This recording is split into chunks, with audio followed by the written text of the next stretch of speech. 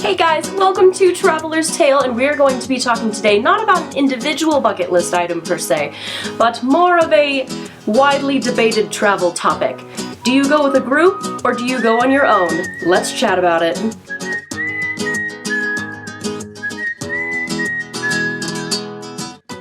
So in my many years of adventuring and traveling and exploring, I have done both sides of the spectrum.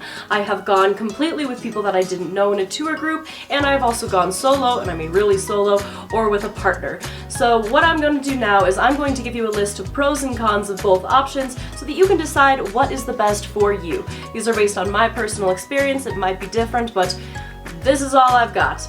Great, let's start first with the pros of group or tour travel. Now, number one, everything is done for you. Now, I don't care how of a seasoned traveler you are, there's something so nice about not having to plan or stress or worry about every single little tiny detail. It's kind of nice sometimes just to let go and have somebody else do it for you and just show up at the time that you're supposed to show up, and that's great. Now, pro number two of group travel, which is probably one of the more important ones, is safety. Now, you're never going to be able to eliminate all of the safety threats while traveling, but if you're traveling in a big travel group, you're probably going to be less of a target than if you were just on your own.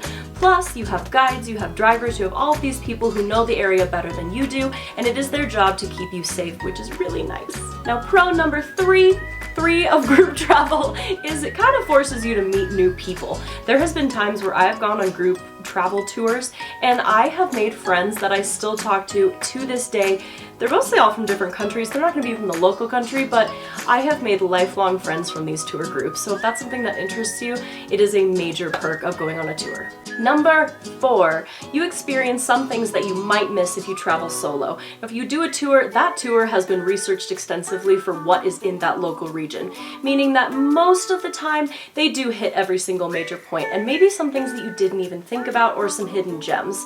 So those going on those tour groups, you're gonna go see those automatically when you might not have thought of it as a solo traveler. And number five, you have a very knowledgeable guide that you can ask questions to the entire time, meaning that you're probably going to get more history and facts about the region that you are exploring. This is a major perk because you have basically a local or a very well-trained guide that can answer every single question, and you learn a lot more that way. Now let's talk about the cons of group and tour travel. Number one, you have little to no freedom. There is a set schedule and a set amount of time, and you just kind of go with the flow, which means that you don't have a lot of choice with what you're actually doing. Number two, con of going on a tour group is, yes, you make lifelong friends and you see them, and that's great, but what about the people that you don't like? You're stuck with them for your entire holiday. And con number three of group travel is it can be a little bit more expensive. If you're going in and you're doing every single little thing by yourself, you're probably going to save a little bit of money. But since you are going through a company, they obviously need to get their money from somewhere, and so they're going to end up upcharging you because they're basically doing everything for you. And also, don't forget that at the end of the trip, it is pretty much compulsory to tip the guides, the drivers, anybody who was with you the entire time. And it is also important to note that most of these companies have a all-inclusive mentality in them, meaning that some of them offer flights, some of them offer some dinners, most breakfasts. It kind of just depends on which company you're going with, but a lot of them include a lot more things and therefore upcharge for those things as well.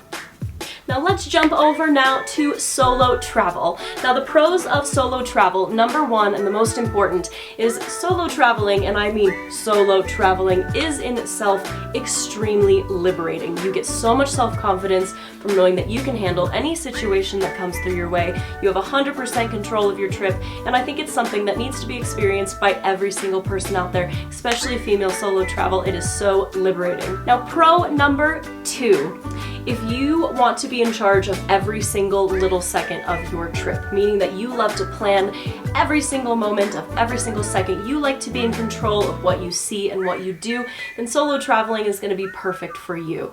Because if you go with the group tour, you're going to be kind of at the mercy of them. But if you are solo traveling, it is all up to you, and you're in a little bit more control of your vacation or your holiday. Now, pro number 3 of traveling solo, in this case traveling tandem, is it is a little bit better for romantic situations, or maybe if you're like traveling with a best friend and you want to spend time with them. There's nothing that screams, romance, honeymoon, getting to know somebody, than climbing in a bus with 15 strangers. So it's probably not the best to go on a group tour, and also you're kind of stuck with people if you do the group tour, and it's not exactly the best if you're just trying to get to know somebody one-on-one. So solo travel is a lot better if you just want to focus on that one person and that one person only. Now let's jump to the cons of solo travel. Number 1, it is a lot of work. And it's a lot of work that you might not think about. I'm talking flights, airport transfers, getting to other places. What are you gonna do? How are you gonna get there if you don't have a car? So a lot of little tiny minuscule details that kind of adds up to a lot of work for the person who is planning it. And if you are not a planner like myself and you're kind of a lazy traveler like myself, it can add up and cause quite stressful situations and a lot of work. Number 2 con of solo travel is that if something happens to go wrong, which is travel and it does go wrong because Murphy's Law, it is a lot harder to deal with it and you have no support. If you're on a group tour, you have a guide there who probably speaks the same language and has resources that he can use to help you.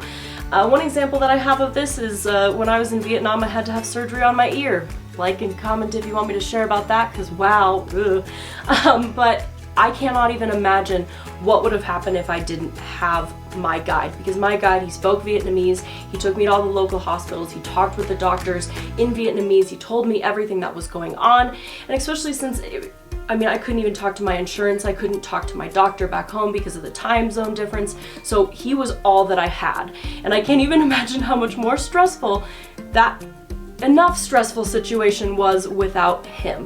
So if you are solo traveling, you do kind of take that risk that if it hits the fan, you're on your own. Now, con number 3, it is harder to make friends. Granted, if you do make friends, it's more likely that they're going to be locals and tell you kind of what to see, but it is significantly harder and a little bit more dangerous to try to make friends on your own versus in a group tour where you're kind of forced to be friends with them. And number 4, if you do solo travel, you probably are at an increased risk of missing something unless you've read a ton of books and blogs and are a history buff and know exactly what you want to do in that location.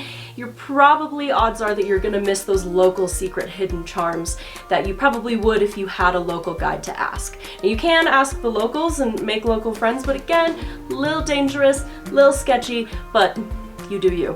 So what is it that I personally prefer? And I think the best answer for me personally is a hybrid of both. And what I mean by this is that some destinations I will solo travel in, and then other destinations I will take a group tour. If I am taking a group tour, I'll probably do it with those destinations I don't feel completely comfortable or safe in, and I want that extra support, or it's just I want to do a lot, and the tour group offers what I want to do. Another thing that I did while I was backpacking is I would set time to do the tour, but then before and after I would solo travel at my own pace. So I would go and explore the country on my own, and then I'd do the tour, and then afterwards I'd have a little bit of time to get anything that I missed or anything. So I think that's how I personally like to do it, but it's up to you. So my recommendation is I would ask yourself these specific questions in order to figure out which one is better for you depending on the destination. Now, number 1, are you just kind of a go with the flow? You're not exactly, like, you don't care if you do specific things, you just kind of want to be there and you want to make new friends, then I would definitely go with the organized travel. But if you're a planner and you want to see specific things at a specific time and have control over your trip, then I would go with solo traveling. Another question that I would ask yourself is, do you want to experience a location, or do you want to experience someone in that location? If you want to experience that location, then maybe an organized group tour would be better, since you have all of those resources where you can really learn and dive into the history and the culture of that location.